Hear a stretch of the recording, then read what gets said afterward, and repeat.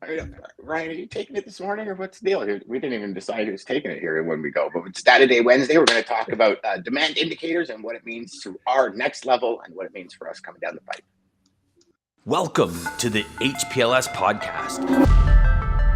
Live, relevant, and high performance information, conversations, and education weekly.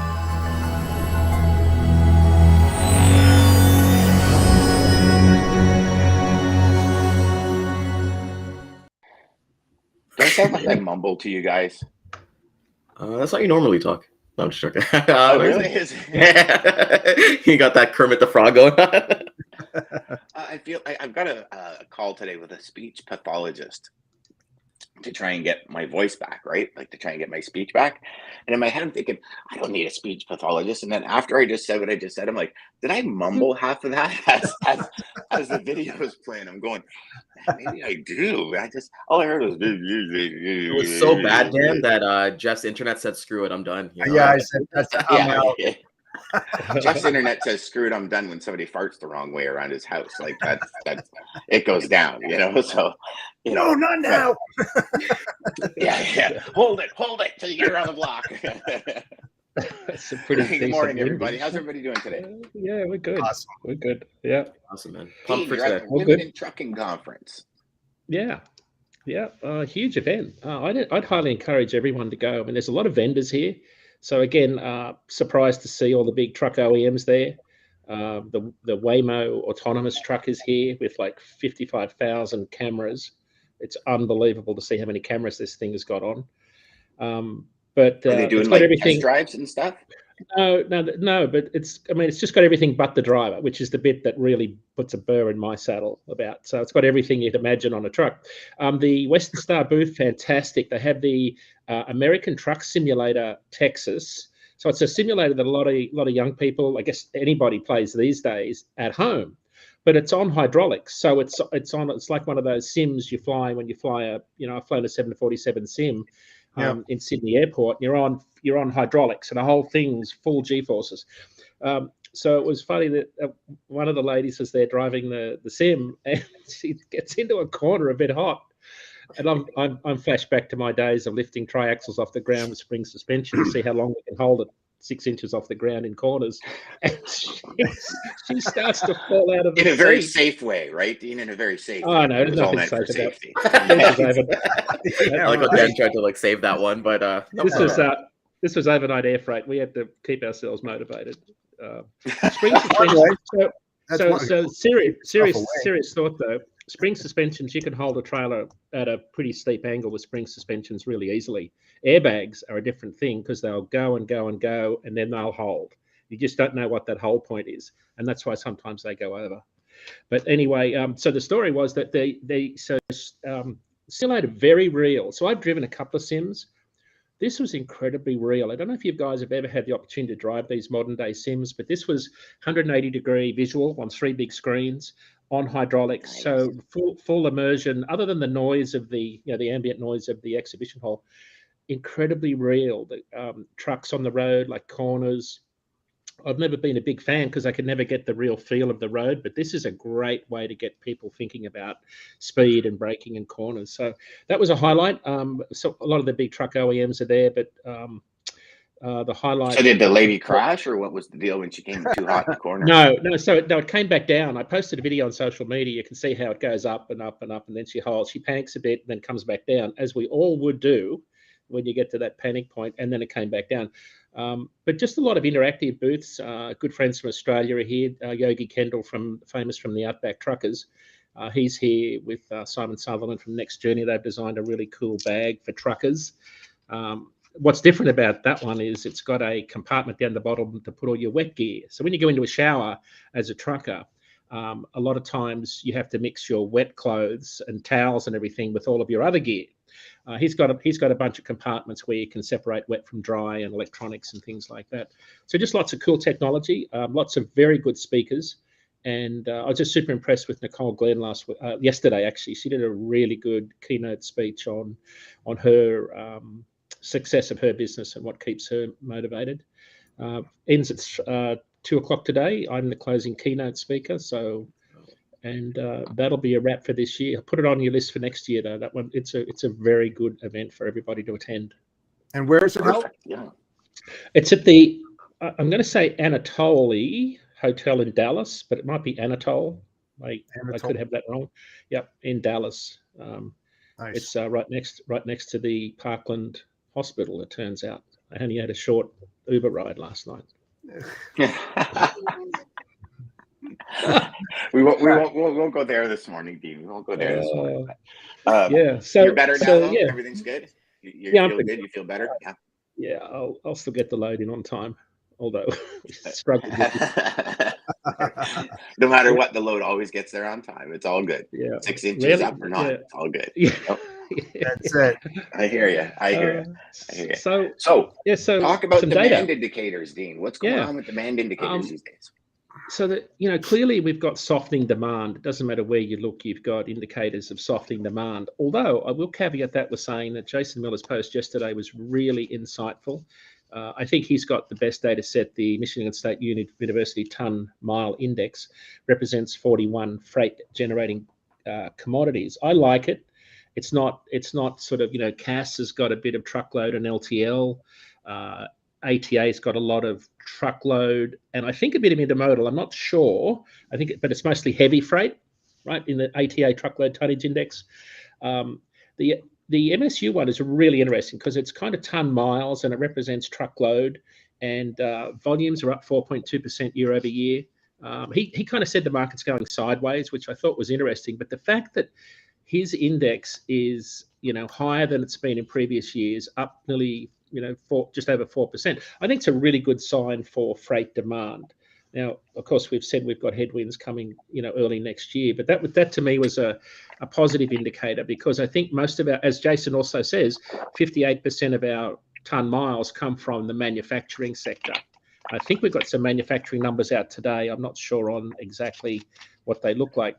So, but when you break it down to a segment level, and he does a really good job at this in that LinkedIn post, and I'd encourage everyone to read it. He talks about things like flatbed demand and how housing is literally cratering because of this, higher interest rates at 6%. And so his point was, and I think it's a really valid one for everybody to think about, even though we say that demand might be flat to up 4 to 5%, let's say it ends the year flat, that it'll be very different at a commodity level. So he said anybody with exposure to flatbed and housing construction, very different story. Anybody exposed to produce season out of Yuma, Arizona, very different story, right? Because the volumes are going to be down. Anybody exposed to British Columbia lumber, which, a third of our lumber comes from there.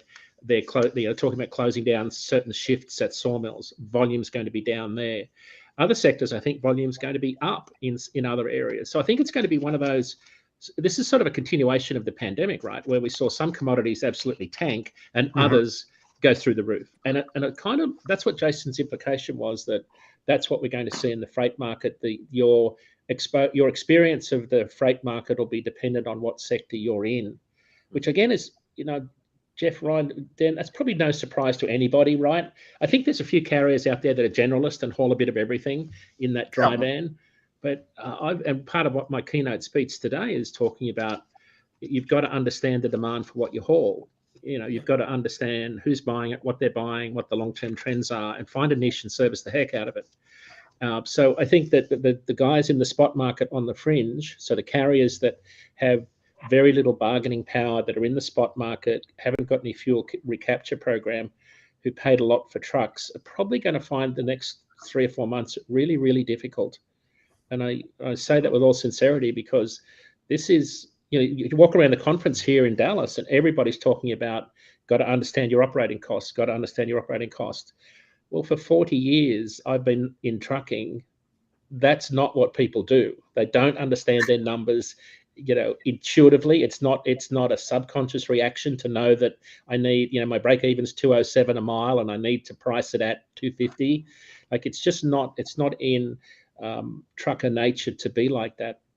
So lots of things happening in the freight market. I think the other stories that would be sort of rumbling around are the rail unions are not I think one of them rejected one of the agreements yesterday. There was a port stoppage in Oakland this week. So, you think about certain markets where there will be opportunity. Some of those markets where there's port disruption, as we've said all year, there'll be pretty good activity for dray carriers as some of those urgent loads need to get moved. Well, if we look back, like even at the beginning of the pandemic, I can remember vividly, and I don't remember the name of the carrier, but they hauled automotive, and all they did was automotive. And literally within, gosh, I don't know, maybe you guys will remember better, but I think within like 6 weeks, was it Pam? Within 6 weeks of things happened and they shut down.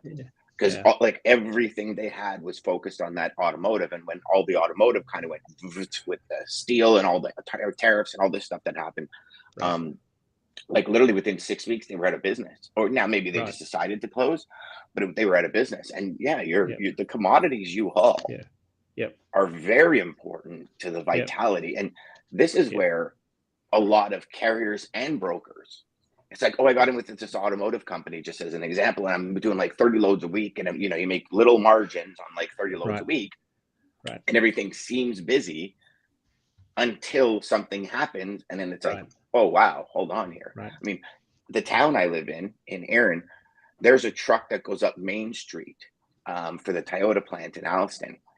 I think they measured it every 3.5 minutes. And it's mainly Warren Gibson is the main holder of that account. But when things shut down, I couldn't imagine, because that's a huge part of their business. Now, they've been around a long time, so they were able to weather the storm. But when you think about it, I had friends that were moving paper towel. That was their business, and raw paper to make paper towel. They were booming. I mean, they had their best months ever. Well, other companies are literally going out of business. It was insane, the division of the products. But then the flip side of that, what was it? Like 6 weeks later, there was such a stockpile, or maybe 8 weeks later, there was such a stockpile because the shelves were gone. So they were like, give me that. Let's produce more. And then it was a flip, right? All of a sudden their business dried up completely. So So Dan, one more data point I had on the demand piece. Cash shipment index came out yesterday. Tim Denoyer, who's the one of the senior VPs at ACT Research that does all the new truck and trailer orders, he writes the Cass Freight Index report. Very clever guy, ex-Wall Street, really knows his macroeconomic stuff. So in the Cass Freight Index report yesterday, shipments were down 1.4% month over month in October, but on a year-over-year basis, up 3%. He's talking about, soft demand. They're all temporary to a varying degree. The point he made towards the end of his report was seasonality. And I don't know if you had a chance to catch our show this week, but one of the things that was really, really obvious to me in all of our data points when it comes to the spot market, remember it's 10% of the volume moving, was how seasonality was like this magnetic force is dragging the market back to seasonality, to normal times. And unfortunately, normal times are on a demand side, like 2017, 2018 type spot market levels, not stellar, but capacity is still sort of sitting in excess. So we measure capacity by the number of carriers posting their trucks on the load boards, looking for loads. Highest it's been in 6 years for the start of November, highest ever. So worse in flatbed, not good in reefer. So just incredible seasonality is emerging. I don't think we'll see spot rates at sort of the watermark for low-level spot rates in the recent times of 2019, but there's still a little bit of room for spot rates to go down. So I don't know that we're out of the woods there yet. I'd love to get Jeff's perspective on how RFP season's shaping out, because a lot of those contract rates for 90% of the loads hauled are going to come into routing guides in, I guess, January, Jeff. Yeah, and I'll tell you what, I just had a conversation with one of my clients, and he's holding off until next year, the first quarter on that, because they're moving facilities, they're changing facilities, they're actually getting bigger facilities because they're outgrowing, which is a great problem. And then what they're thinking about is, even though that they're a consolidator and they're consolidating all freight for the big box dealers, they're actually going to start leasing that previous warehouse to customers who need warehouse space, and then another one that's much larger so they can do more consolidation for even more big box dealers. So that's a great thing, the way that I see it. So they're trying to make revenue on two different sides of the fence there, on the operational side for warehousing and then on the delivery side. So that was good to hear, but they're laying off a little bit because they are booming. So Dan, the other thing that really stood out to me this week when I looked at our data, and I was just struck when I looked at it Sunday, just in terms of how the seasonality is behaving. One of the things that jumped out to me was flatbed rates were something like we're about a penny per mile off 2017, but when you look at the volume of load posts on the spot market as a proxy for demand in the spot market, the shape of the line, you can download this report at our market update blog page. But if you look at this, well, you won't be able to see this, but I could share it with anybody that wants to look at the load post volume chart, is tracking directionally exactly with 2021 and 2020, which were crazy years. But the shape of the line is the same direction, but half the volume. That's the difference, right? So you can just see this enormous seasonality drag on the market. We normally see volumes taper off a little bit before Thanksgiving, and then they pick up again. Different in refrigerated, though. Refrigerated volumes normally are picking up, and this was the data point I wanted to share with everybody, just to give you a sense of how much demand has softened. And I'd love your guys' opinion on this, but I think it's more so because we've got more capacity than demand softening, because I think demand is flat relatively year over year, although produce volumes are down, but that's not everything reefer carriers haul. The data point that stuck out, I went back and looked at our historical line haul spot rates. So remember, these are line haul spot rates excluding fuel. In the 3 weeks leading up to Thanksgiving, every single year, with the exception of this year, spot rates increase about 12 cents per mile on average. It's about the same in the 3 to 4 weeks leading up to July 4. They normally go up about 12 cents a mile. It takes a lot of volume to drag up a national rate 12 cents a mile over 3 weeks. But that's the seasonal force that's sort of exerted around certain events like Black Friday, Thanksgiving, July 4, things like that. So the average is 12 cents a mile over the prior 6 years.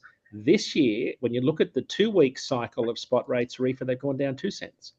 So instead of down 2 cents. Down 2. Now we've still got, this is the busiest week for shipping Christmas trees right now. So capacity is going to tighten in some of those Pacific Northwest, Quebec markets. We've got a lot of produce still to be moved ahead of Thanksgiving. So there is room for spot rates to still increase, but I can't see, and this is almost a repeat of what we said before July 4. If you remember the show, we said, I don't think there's any way we'll get back to the sort of level of increase leading up to July 4. In this case, leading up to Thanksgiving, that we would normally expect to see. And that I think that to me is really underpinning how the market has shifted. And it's really in the spot market, it's a reflection of how many trucks entered the market last year and took advantage of low spot rates. We've got another, probably, again, love your guys' opinion, I think another 3 to 4 months before we bottom out in this spot market cycle. That's what it feels like. So we'll see probably flat spot rates between now and the end of the year, which again is not exciting because you're only talking about line haul rates of $1.70. You're probably running at about $2.40 a mile with the fuel surcharge. Again, not a shabby rate if you can get $2.40 a mile, including the fuel surcharge in the spot market. But if you're not getting the fuel recapture program and you're just running for line haul rates, it'll be tough sledding literally over winter because there's just not enough margin in it with the way operating costs are. I agree. I think I actually think there's going to be another shedding, you will, of the market, of carriers going out of business, people that bought trucks way too expensive just to try and capitalize on the market, not really paying attention to their bottom lines. I mean, I don't know if it's going to be a 2019 bloodbath again, but I have a feeling it's going to be the way it is. I hoped going into this, like when the pandemic started, when everything started, I really hoped going into it that we learned from 2018-19. Especially since trucks were coming off the line at a third of the way they would normally. Used trucks were just I mean, my neighbor drives truck, and we have the conversation all the time. And he spent, gosh, he was driving for Speedy, and he spent probably close to 7 months looking for a truck because he was like, Dan, it's not worth it. And we see it on every level. Like I'm looking for a snowmobile. Not a chance would I pay what the prices are that they're wanting to pay. And it's you got to have that ability to be able to say, step back and say, okay, I'm not going to do it right now. But people would pay it because they're looking at $350 a mile on the spot market. And they're looking at it and they're like, oh my God, we could do it. And yeah, they probably made some money, but until if you stay ahead of that curve, then you have that foresight, right? But I mean, I was even talking to people where people were offering them for their used trailers almost as much as what they can buy new trailers for.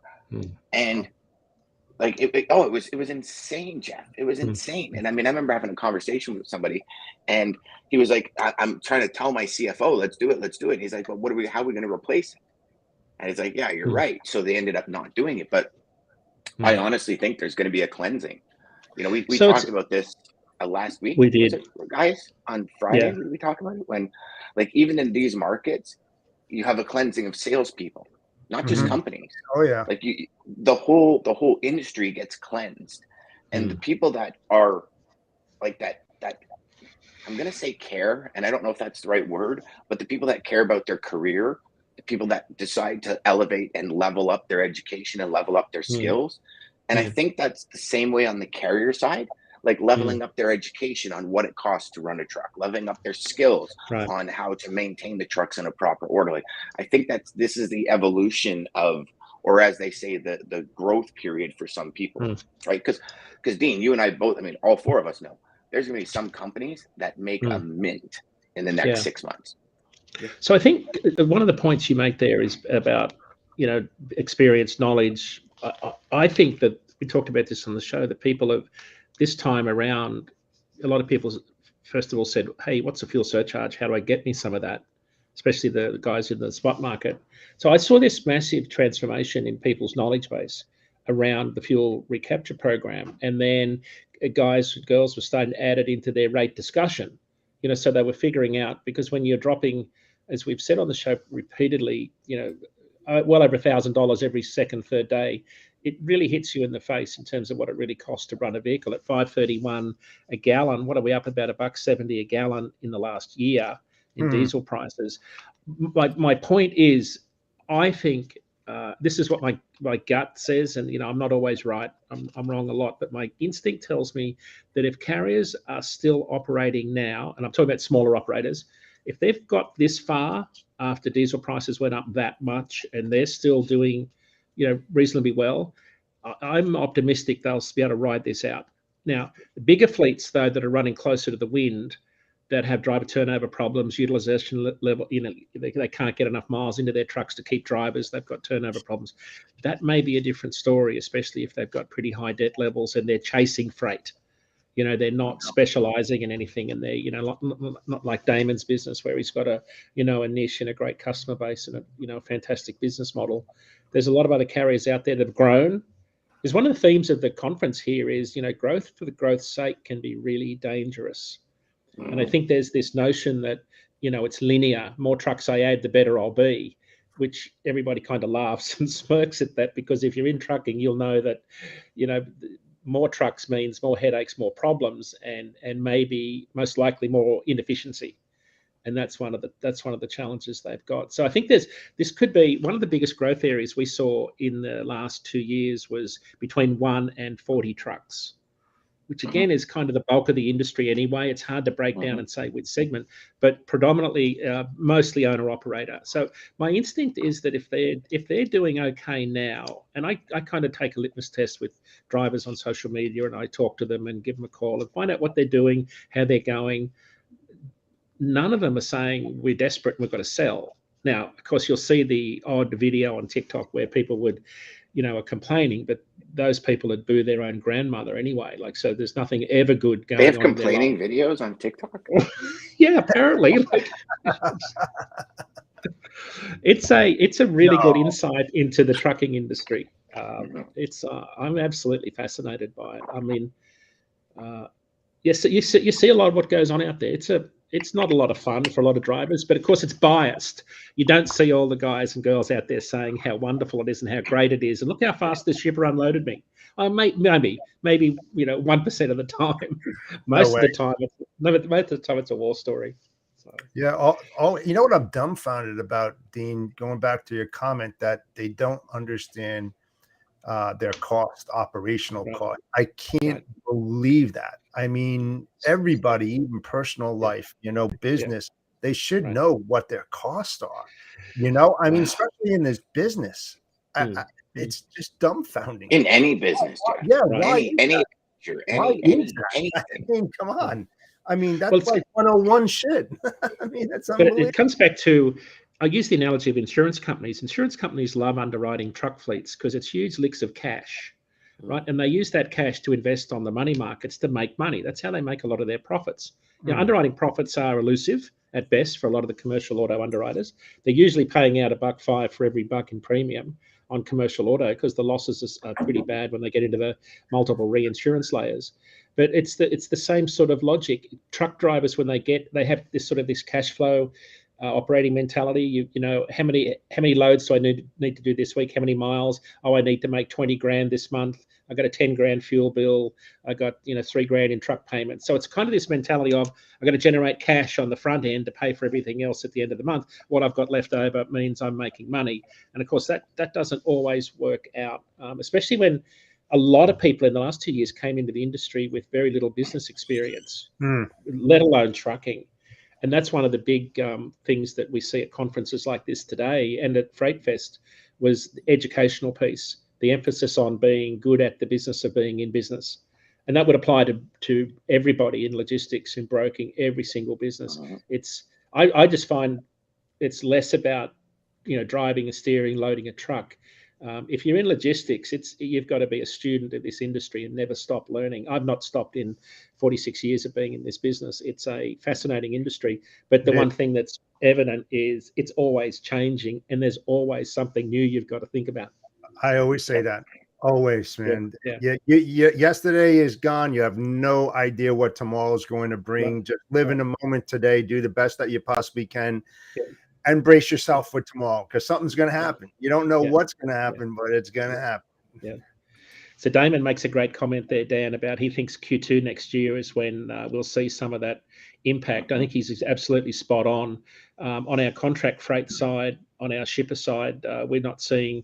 We think contract rates will start to dip at the start of Q2. That's what our long-term forecasting has got. Yeah. So we think that and freight he's right cycle because expenses catch up.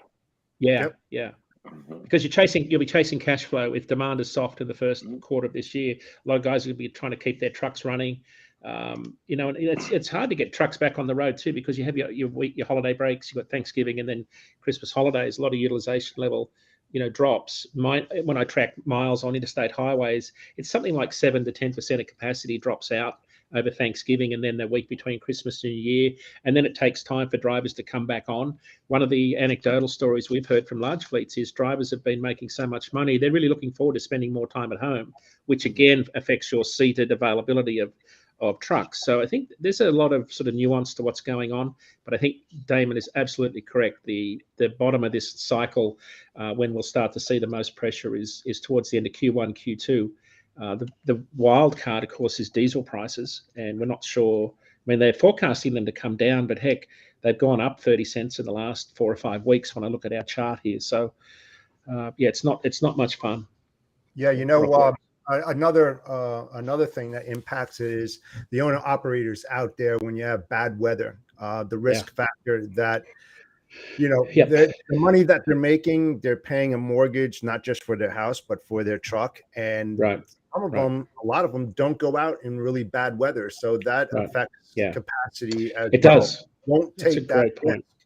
Yeah, because I mean, you see those accidents out there these guys. I don't understand how these guys drive 50, 60 mile an hour in, complete whiteouts, and then they smash into everybody. Without a CV, no CV. Well, did you guys see on the yesterday?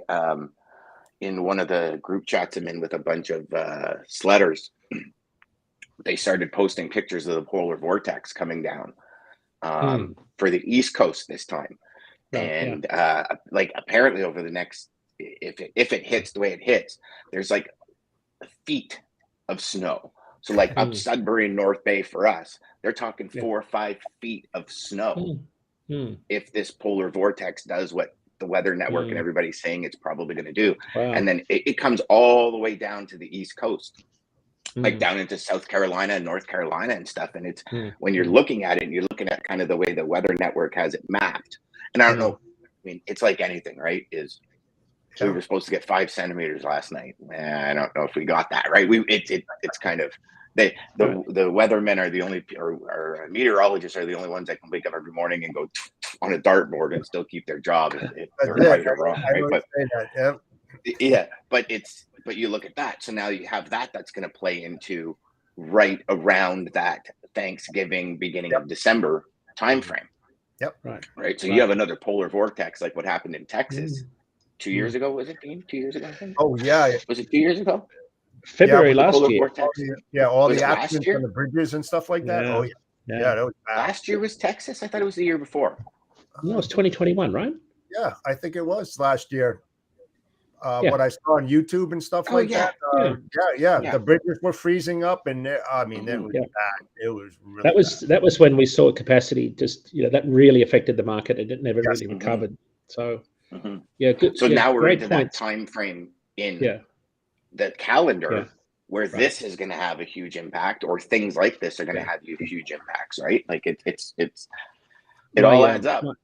My weekly blog post this week is about preparing for winter, and it's on like multiple levels: preparing your truck, preparing your trailer, preparing yourself, and preparing your surroundings. Right. So there's 4 categories. I got a bunch of guys to provide input into what do they think are their best tips. But right now, you're seeing guys out there, guys and girls, are totally unprepared for winter, and I think the most vulnerable guys, the girls, are the ones that run north-south, right? So south to north. More importantly, you're running from warmer temperatures into colder temperatures. Things can turn pretty quickly when you run south to north. The guys that are running in the northern latitudes all the time, of course, they get used to it. But Jeff is dead right. One of the things I always talk about is the miles get a lot harder in winter. And there are a lot of owner-operators in particular who, have own their own trucks and paid off everything, who are very selective about when and where they run, and for good reason, because they've seen the dark side. It never ceases to amaze me. I was just, shooting some video last night for social media of the Interstate 35 here in Dallas. So I'm in downtown Dallas, and I'm not sure what the hurry was, but these guys were blowing the doors off these trucks. They were flying. And so everybody's in a hurry. So this is like Texas. So it was 6 lanes, not an issue really, but you put a whiteout into that, and you've got people driving along, music videos running, ELD device, navigation, maybe a TV somewhere in the background, and a headset on, and no CB, and they are totally disconnected from the world. And that's what really bothers me more than anything, is that driving blind. Sorry to harp on about this, but a CB is a safety device in a vehicle. It's a life-saving device, but I see that a lot of people out there, even car drivers, are like this, right? Everybody's disconnected from their outside world, which of course is part of the design of modern vehicles. Is it's kind of counterintuitive, but you can really disconnect from the driving task really easily. But when you get into a truck, I've always said that you drive a car, but you steer a car, but you've got to drive a truck. Like there's a difference between steering and driving.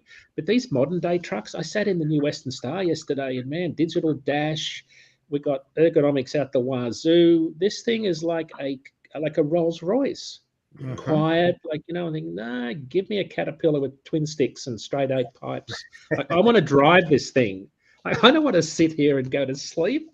I think that's part of the problem, Jeff, is you see these winter events, and it behooves me to see how people can run headlong into construction zones without knowing that it's there. That's just a complete disconnect from the driving task.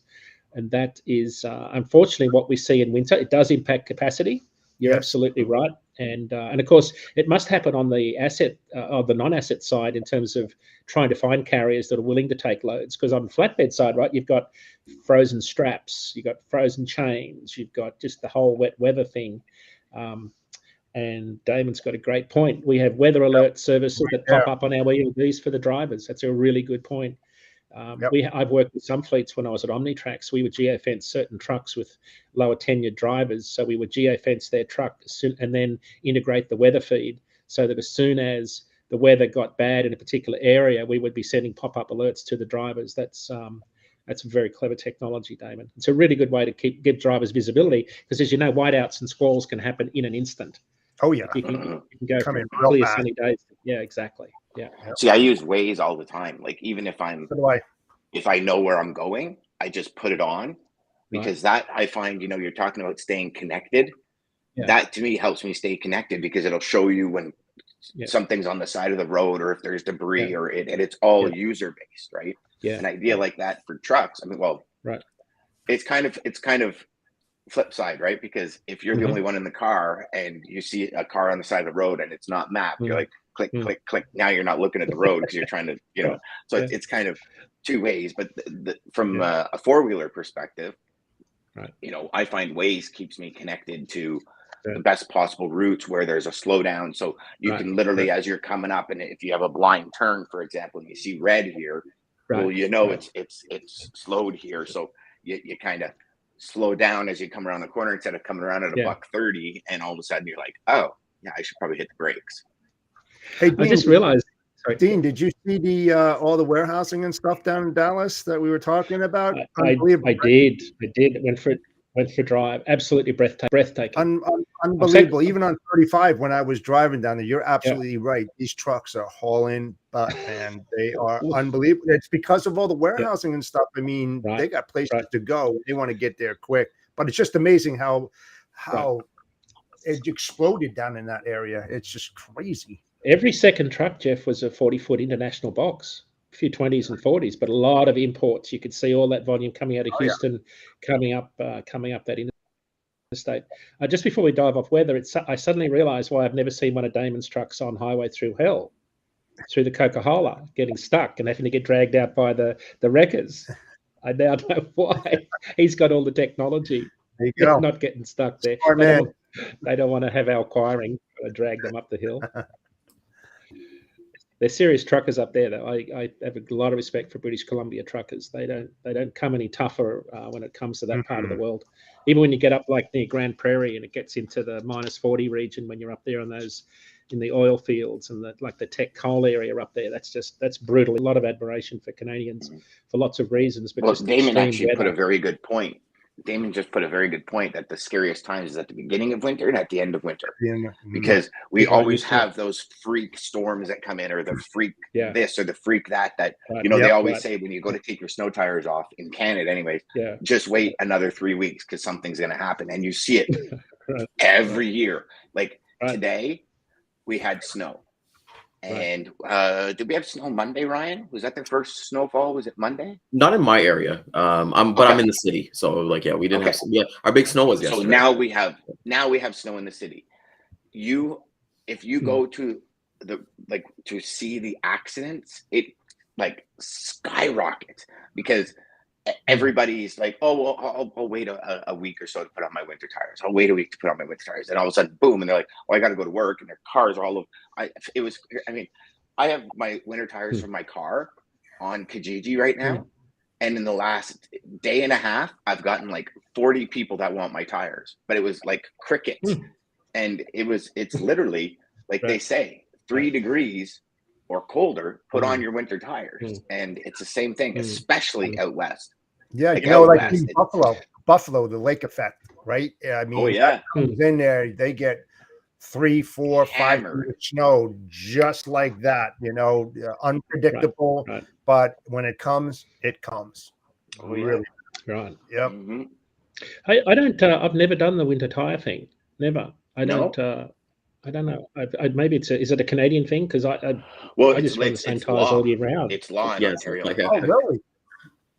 Oh, is it really? Yeah. Heck, it is. Is it law in Ontario, right?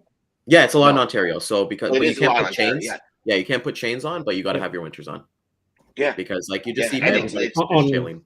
Like it's probably one of the worst on things. You cars. get ticketed Uh, if you get pulled over and you don't have winter tires on, they'll ticket you. Yeah. Wow. Because I've seen too many But you accidents. think Like about it, right? Like you have right. your all season tires, okay? Yeah. And it's about the rubber compound. So Mhm. when it gets cold, the rubber compound on those turn hard. Yep. Well, if you've ever taken ice on ice, it's like, I mean, you see it, and it's crazy where cars just slide. Like they'll be driving and then they just go right into the ditch, and just or they go and the worst part for me in winter I always hated was the lines in the road from other people's tires when you go to switch lanes. And Oh it's yeah. like, you're kind of doing one of those. Those spin people. I mean, it's insane how little it takes. My neighbor here, his kid was going up a street we call Winston Churchill, and it's a pretty bad road. A lot of farm fields, so you come out, you have houses on each side with trees, and obviously you come out into this like major snowdrift because it's just now it's a farm field that's open for miles on each end. And he goes, Dan, I was just driving, and all of a sudden the wind threw him 10 feet into the ditch because you're on the snow, you're not on the road, you're on the snow, and now your car becomes a sail, and you just right off the road. I mean, it's crazy how fast it happens. And then you got, the Burlington Bridge, and you got trucks going across that bridge empty, and the wind coming howling in there is insane. And you got to think, an empty truck, sure, it's got weight to it, but the size of that sail for the wind to hit is crazy. Yeah. And Suspension's designed to have a load. Yep. Yeah. Unbelievable. Well, I love driving in snow without Me too. without I'm the opposite. I hibernate. I like going into church parking lots and doing donuts. Hopefully you drop off some donuts for them too. I did that with my daughter. I said, let's go into a parking lot and I'll throw on the emergency brake and go, what are you going to do? How are you going to steer out of this? Opposite left is right is left, and she got out of a few problems that she had. I love driving in the snow. Rear wheel drive, nothing like it. Hate front wheel. Oh, I loved rear wheel drive in the snow. It's so much fun. If you can control it, it's so much fun. But when you get out of control, it's kind of like, all right, whatever. It is what it is. Right, We'll you see asked where for I it. end up. You asked for it. Absolutely. Yeah. I think next week Ryan can't talk so much. I'll What is that, dude? We can't get a word in. It's like, I mean, I can't get a word in edgewise with this guy. It's crazy. So inconsiderate. Damn. I'm just not trying to be a hug on it, but I love listening to, especially with dealing with all the data and Freight Fest. I paid attention to it a lot, and just seeing amazing influencers that I've seen on social media, the things that they're doing, the posts that they're making, and the things on TikTok and Instagram and things like that. So I'm a fan. I'm just a fan here to learn, absorb everything, and kind of go from there. It's a good point. One of the ladies that I met that was particularly impressive at Freight Fest was Melanie Patterson. She runs a business called Team Integrity in Chicago, specializing in helping carriers get government contracts. Oh, good. So it's like it's a part of the industry I never thought about, but it's a market that's obviously there. Every state's got a website where they have contract. You can apply for contracts. Melanie would be a good person to have on the show, Dan, at some point about expanding that opportunity, because it applies, I think, to anybody in logistics brokering and asset-based trucking also. Lots of very clever people out there that have found a niche. What's Melanie's last name? And Patterson, Melanie Patterson, Team Integrity in Chicago. Yeah, lots of very clever people out there. One of the other guys we talked to was Adam Wingfield. He spoke at the same conference. Very clever guy, does some really good consulting, ex-owner operator, really, really strong on helping carriers, run their business successfully and profitably. I think that there's a lot of good events popping up. One of the things that's it's come out of the pandemic is the plethora of, podcasts, webinars like this, where you can get more access to information without having to go anywhere. Yep. Hopefully every week we share a few nuggets, and every day people pick up something from this show. I know people listen to our IQ show and pick up little bits here and there. It was funny. Yesterday I was at a booth and talking to this lady, and she's runs a brokerage, and we're chatting and chatting and chatting. And I thought, oh, I'll have to throw in a plug for our show. And I said, well, you should watch our DATIQ show. She said, yeah, I watched it this morning. And we're talking and talking and talking. And then she sort of stops and says, oh, that was you. She had no idea that. No, and I'd just come literally from running the show here in the hotel to racing back to the exhibition floor, and I'm chatting to her. So you can. So that was. So my thought was that's the curse of assumption, right? You can never assume that people know that just because we're on this show that they actually know who you are and what you're doing. And I think that's the message I always picked up from sales is repetition. Clear, concise communication, short messages, do it often. And don't assume, because that's, I think, what's the saying? It'll make an ass out of you and me. Yep. What assume means. Yes, sir. Mm-hmm. Well, if you look at a lot of the, like the Gary V's of the world and all this kind of stuff, they only say about 5 or 10 things, but they say it over and over and over in multiple different ways because it's going to resonate with us. Maybe one way it's said, but not necessarily another way it's said. And our mindset, our frame that we're in, where we are in our frame in our life, where we are in today's day. Maybe I'm a little foggy this morning, and then tomorrow I'm not, and I hear the same message like, "Oh yeah, that's right. Yeah, that makes sense, right?" So, yeah. The Patrick Lencioni, I think I've got the name right, wrote a book called about corporate health, and again, that name escapes me. It's terrible. I'm having a shocker today. One of the things he talks about is corporate health. He said companies don't succeed because they're not smart. They don't succeed because they're not healthy. And one of the things he talks about with organizational health is building trust. And he said the way you build trust is through, 3 messages, like 3 things. What are we doing? And you repeat those over and over and over throughout the entire year. But it takes a lot of thought to get to the 3 things that you're going to do every day that are going to make a difference. But he said the key is focus on those things repetitively. Never assume that people know what you're thinking, because we all get distracted. And of course, what he's saying is you've got to resist the temptation to be pulled off onto the next shiny object, which is a real flaw in management in every company. Well, it's tough, I think, for everyone. Yeah. Like, how many times have you been pulled off of to something shiny? Yeah. Like, I'm bad. Every time I see another shiny Peterbilt, I'm off. Like, I mean, that's why companies post their mission statements. When you walk in the door, you get to read that same line over and over again. To embed it into their employees' minds. This is what we do, why we do it, and how we do it. Yeah. So very important for sure.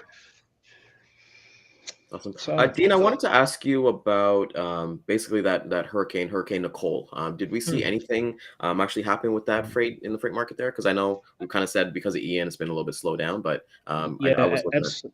absolutely nothing. There was some impact on Miami load post volumes are up, but rates went down. So, like, if you said capacity was going to tighten, it didn't. From a freight market perspective, it was relatively minor. Load posts are up, rates down to about $1.09. So remember, spot rates out of there for dry vans are pretty low. Reefer lane, some of the reefer lanes out of Lakeland, people hurried to get a bit of produce out of the way, not knowing how far north it would go. Rates are up at a penny per mile out of Lakeland, but only to $1.15 a mile for northbound loads. So so right now you're in deep backhaul country when you get to Miami, where that hurricane came in, and then parts of Florida. So it really, I don't say this lightly, but it was a non-event from a freight perspective. Obviously, tragic event in terms of the loss of houses and human life, as it always is. First, I think that was a pretty rare event to see a November storm, a November hurricane. Late in the season too. Very late in the season. But they've said that they are rushing to get their plantings in of things like strawberries in particular. So they're a few weeks late because of the waterlogged and the damage. So I think they're still confident they'll see the strawberry season come online as it would normally do. And for everybody listening, that's the sort of unofficial start of the produce season next year, is that sort of strawberry plant city festival that happens late February, early March. That's when the produce season really gets going. It doesn't really officially start, I think, until you get into southern Georgia in April. around I think it's Vidalia onion season is kind of the pack date for the Vidalia onion is kind of the official starting line of the next year's produce season. So there's lots of trigger points to watch along the way, but Hurricane Ian has certainly delayed things down there a few weeks, as the cold weather has done in Yuma, Arizona for leafy greens. They've had a lot of delays there in getting that crop in. So we've seen that. I can tell you, we've seen that in our grocery stores already. 3 weeks now, I've been trying to find romaine lettuce. $8. Finally, last week I found it at Real Canadian Superstore. Yep. 3 romaine lettuce heads, $10. Yeah. And then not only that, they have iceberg lettuce where literally it's the size of a softball, $8. $8. Like, are you guys crazy? Like, that's insane. Like where you used to be able to get a 5-pack of Andy Boy for like $6, and now a 3-pack, and they're not even like they're half the size of what they used to be, and I mean just crazy. So they've had soil disease problems.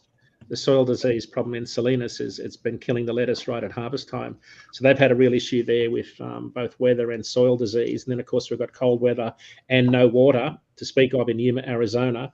So we're going to see, I think, pretty tight demand or pretty tight supply of those leafy greens over winter in particular. And I see so those salads at a restaurant are going to go from like $10 to $20.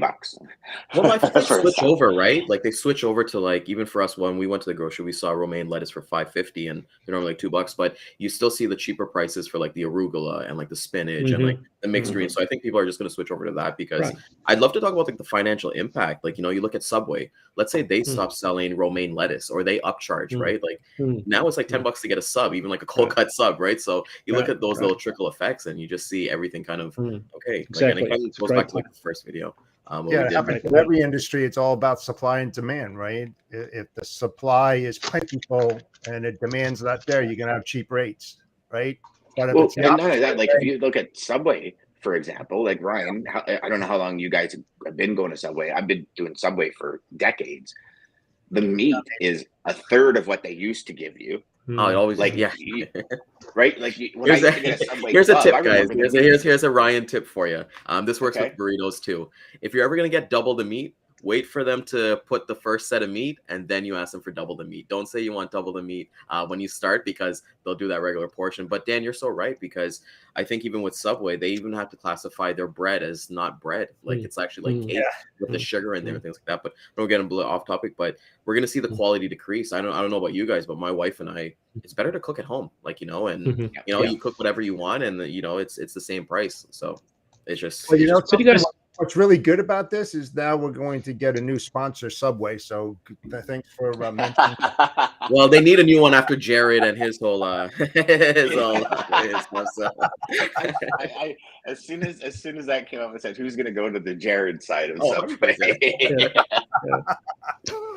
The third rail of podcasts. Yeah, that's it. Yeah. Well, all right, into some deep territory there, boys. Dean, I want to ask you about like the West Coast imports. I think I was watching the show yesterday, and you guys were talking about that. Hey, there's been a decrease because of the contract negotiations kind of dragging on. Still going on. There was a port stoppage in Oakland. I don't know that it lasted all that long, so that's still going on. I think the bigger issue, though, is the rail. Like they've got till December 16, I think it is, Jeff. Yep. So that's the bigger issue. That's what worries most people, I think, is the railroads. There's still a lot of angst going on there. Whether they get the extension or not. Yeah, but the West Coast port's still having problems. The other thing that's fascinating is we've gone from July 1, when the ILWU contract expired for the waterfront workers on the West Coast, and at that time we were still seeing, we were still talking about record volume of imports. Imports have obviously tanked and are dropping away dramatically. So I wonder whether you lose some of your negotiating power because one of the messages from the ILWU was shipping lines have made billions of dollars in profits. We want some of that. And this was literally a quote from folks over there. Now you think about what's happening in the ocean liner industry, where they've dropped about 30% of their capacity. They've parked about 30% of those vessels on all those sailings on that Trans-Pacific trade lane. Spot rates have literally crashed on the ocean side. So, and volumes are way down. I think I saw in the JOC today, volumes in the combined Los Angeles, Long Beach were down 26% year over year. Crap. So there's a definite drop off in volume there on the West Coast because of the congestion of last year. But more importantly, people are worried about a repeat of 16 and those labour stoppages / strikes that could happen. Did you see who the number one port is now? It's Elizabeth, right? New Jersey? Yeah, New York, New Jersey. That's a your home state. The Jersey guy knows. Hey, the Jersey guy asked the question. Well, of course, I knew the answer, but I had to ask to see if you guys knew that. Yeah, it's been it was number one for I think the last 3 or 4 months. It took over Los Angeles, Long Beach. Savannah's always in at number 4. Yeah, a lot of volume. Who would have thought? So prediction time. We had a lot of containers loaded outside shipper warehouses last year because warehouses were full. So we didn't have many chassis trailers. I wonder, and so then we've got this massive problem of empties and not enough space to store the empties once they're unloaded.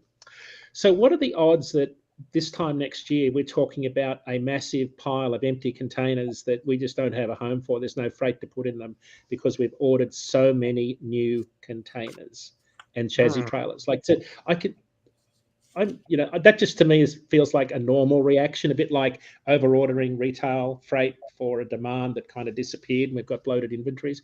I worry about it on the truck side. We've got new regulations coming in on the heavy vehicle side that are going to really impact. They've got that 2024 CARB mandate that's coming in California. There's going to be a significant pull forward of orders next year to get trucks that obviously a different compliant level. So they'll be ordering more trucks next year.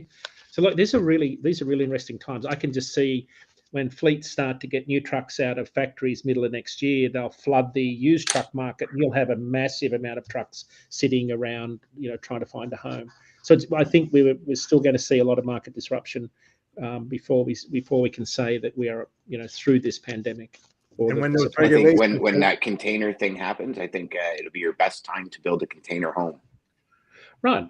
Well, they are. There you go. They are buying up land around the ports to do just that.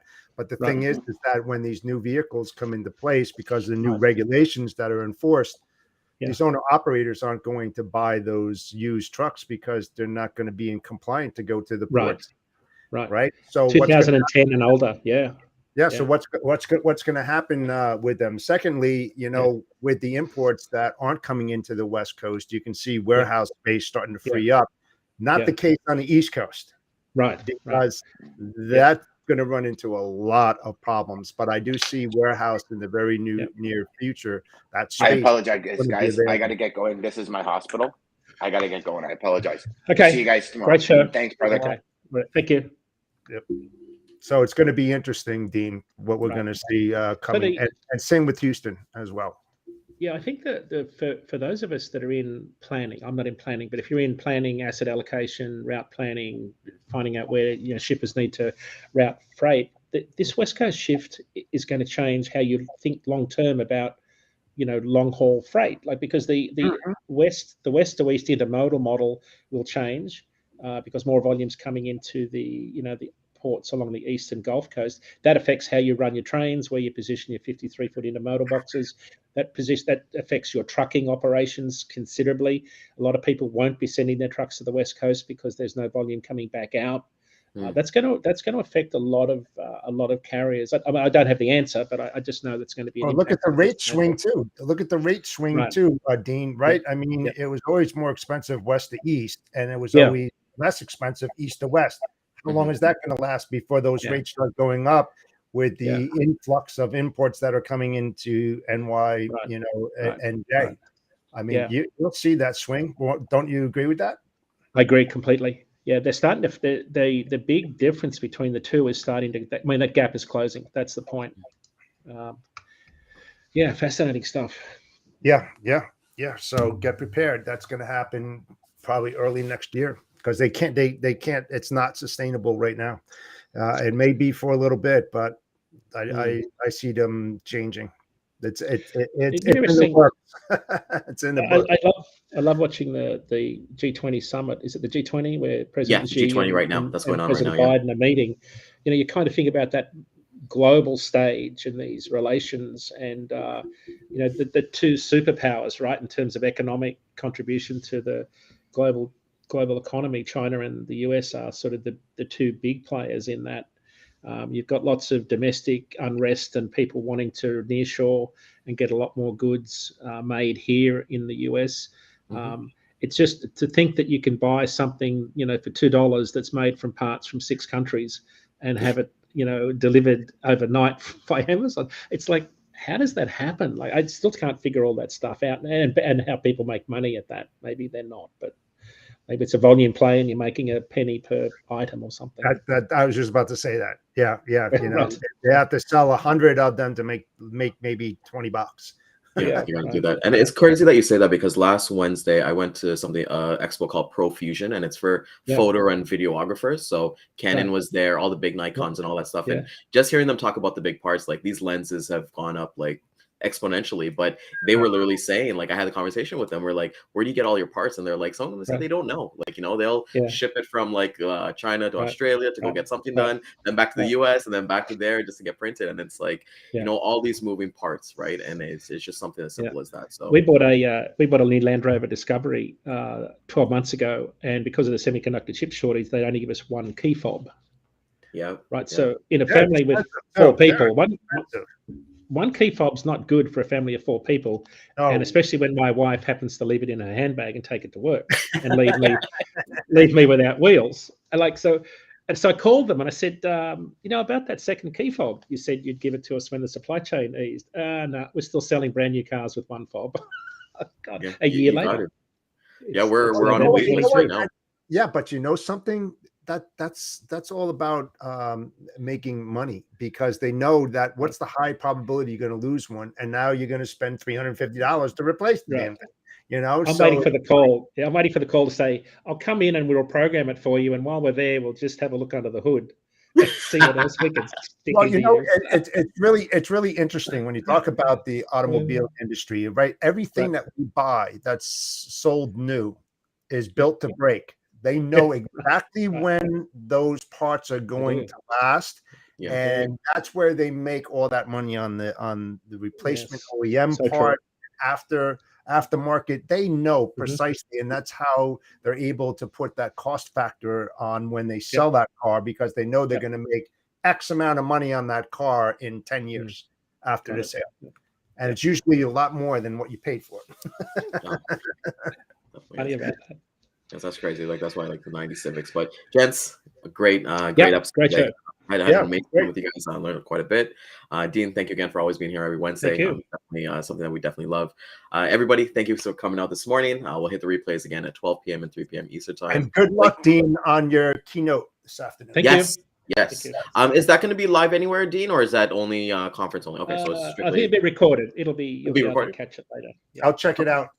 Good luck. Yeah, definitely love to check it out. And you know what? I would love next week to really dive into like winter preparedness. I know you said you had the post. Yes, that's a good week. I think we should really dive into that, because like people like myself, we don't know about these things, right? So it's just I will really good send you my article on it, so you've got some time to read, because it's a long one. Beautiful. We can pick the highlights out of it. Okay. Awesome. All right, take care, guys. See you guys tomorrow. Okay. Yeah. Thank you. Centurion Trucking. Our motto is people before profit. Today's market requires more transparency, consistency, and focus on what our clients need to win. Centurion Trucking and American Logistics are poised to help their clients achieve and surpass their targets. If you're looking for a team that honors your needs, dreams, and aspirations, then get a hold of Daman at American Logistics or Centurion Trucking and start designing your